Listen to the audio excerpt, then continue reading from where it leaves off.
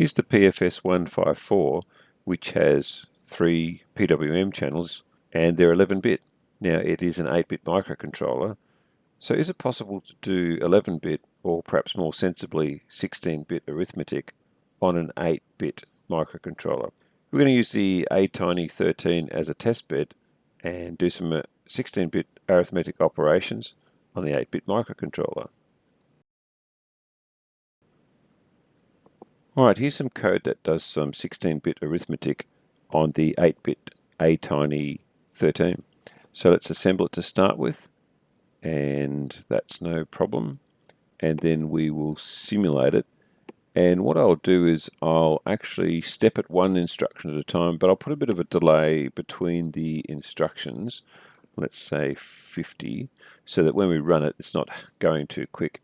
In fact, initially I think I'll just step through it. So if we just step through, and that's initializing the stack, and then what we're going to do is we're going to load the high part of 900 into R16 and the low part into R17. So 900 as hexadecimal is 0384. So there's the 03 in R16, there's the 84 in R17. Then I'm going to load what I'm going to subtract from that, which is just 1, but I'm going to load it as 2 bytes. So there's the high part that's just been loaded into R19, and there's the low part, which is 1 into R20. And now we start the countdown. And what the countdown is going to do is going to subtract 1, which is in R20, from R17, okay, which is currently 84. So when we step through this, that should go to 83, which it does, and then it's going to subtract 0 from the high part, but it's going to do that with carry, and so that's how you do the subtraction when you've got a low byte and a high byte. So away she goes, and then it's going to compare to see if the 0 is reached in R17, and it's not. It's 83 at the moment. So when it goes to the branching, it'll just go straight back up to the top again to do another subtraction. Okay, so that's what's going to happen. So let's run that for a few seconds, and we'll see that on the left hand side here in the code, it's just going to be looping through that countdown. On the right hand side in the registers, you can see in R17 that it's dropping down until it gets to 0. And what should happen then, let's see if I can stop it in time. It's counting down fairly slowly. There it goes. Okay, so we're down to 4. So if I step down, there's 3, 2, and you really need to watch up here this Z up here. So this is our 0 register, and when that flips over, instead of branching up to the top, it should drop down to the next instruction. So let's see what happens when it does that. There's 1, and then 0, and you can see up here that that has triggered our 0 register on our status registers up here. And then what will happen when it gets to that comparison? So there's the comparison with 0 in R17, and it will just say, you know what, let's not go back up to the top again, so it drops down to the next one. Now the next one says, has our upper part of this number clicked down to 0 as well? And of course it hasn't. Nothing's changed on that so far. So we just step through that again. The branch goes up the top, and what happens now is that the subtraction creates 255. So we're clicked over again in the lower byte, and in the upper byte that'll drop down to, because this is with carry, it'll drop down to 2, and then the comparison will be made, and we're off and running again. And so away she goes. Now I might just change this to, let's say, 10 milliseconds. We'll run that for a bit. Now what I'm trying to do is to get the upper part of that number, the upper byte, to getting that down to 0 as well. So there it goes down to 1, and that's counting down.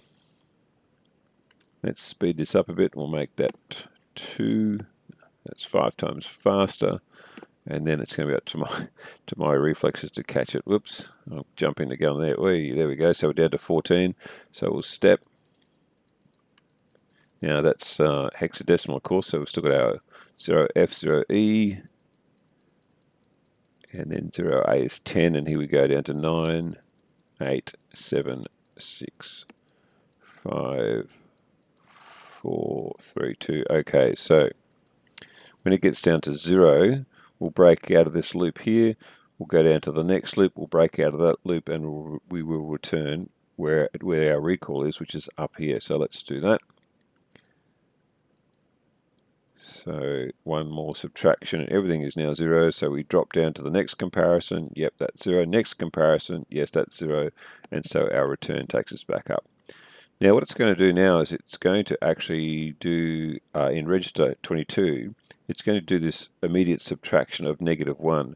So there is no immediate addition in the instruction set, but there is an immediate subtraction. So subtracting -1 should add to R22, so R22 is 6 more than R16, so it should appear here.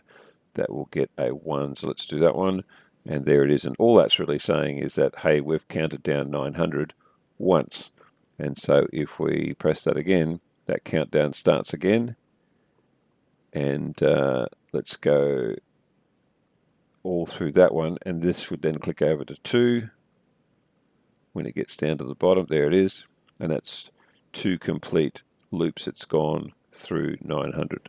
Okay, this is the same code, one change. We've loaded up our subtraction value as 1, 5. So let's assemble that code and simulate it. So this time when we step through, we've got our 0384, which is our 900. And then we're going to load up 0F, which is 15. And we're going to do our subtraction. So this will go down fairly quickly, as you can see. So let's just keep that going, and we click down to 2 in the upper, and 1 and 0. Hopefully I can catch this. Okay, so let's step down now, just the last few.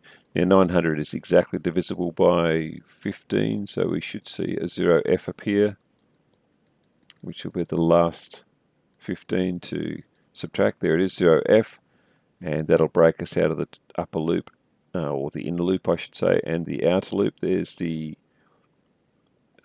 last subtraction. We've busted out of the inner loop, we've busted out of the upper loop, and we return.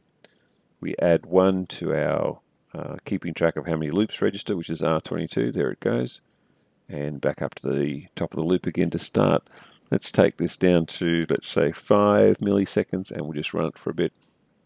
And these loops should now count up a lot faster than before, because we're subtracting 15 at a time.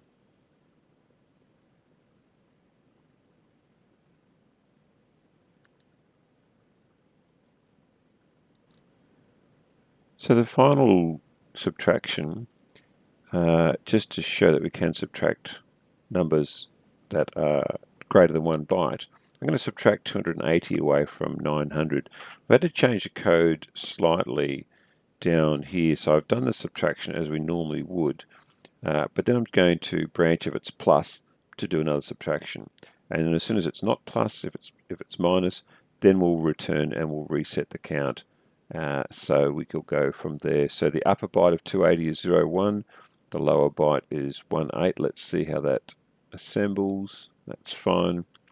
So we'll simulate it, and we'll just step through this one. So, and have a look at what happens to the registers. So there's our stack initialization. Here's our 0384. Here's our 280, which is 0118 in hexadecimal. And then we go to the countdown loop. So we subtract now, what have we got? We've got 280 away from 900, which is 620. And in hexadecimal, that's going to be a 026C. So we should see a 6C appear in register 17. There it is. And we should see a 02 appear in register 16, which it is. Now then it says, is 026C positive? Yes it is. So we'll branch back up to the top again. So there's our next subtraction, and this time it's 0154, which is 340, and then we compare again and do another subtraction. That's still positive, but the next one won't be. So here it goes, and we now get a negative recorded, so we're not going to branch if plus. We're going to go to the return function. We're going to say that's one loop gone through, and then we're going to reset 90 as our number to subtract from, and we're going to reset 0118 or 280 as our number to subtract, and we'll start the whole thing again. So we'll just set this up to, let's say, 50 milliseconds for the step, and you'll just see that running through with the counter in R22 going. So that's it. 16-bit arithmetic on an 8-bit AVR is possible, and that might help us when we're going to be doing some randomization, which involves an 11-bit counter, which we haven't done before. Now I know I'm using the AVR here, which is the A-tiny13, and the 11-bit PWM is actually on the PFS 154, but this is just a starting point for me to help me understand how 16-bit arithmetic can work in this environment. See you next time.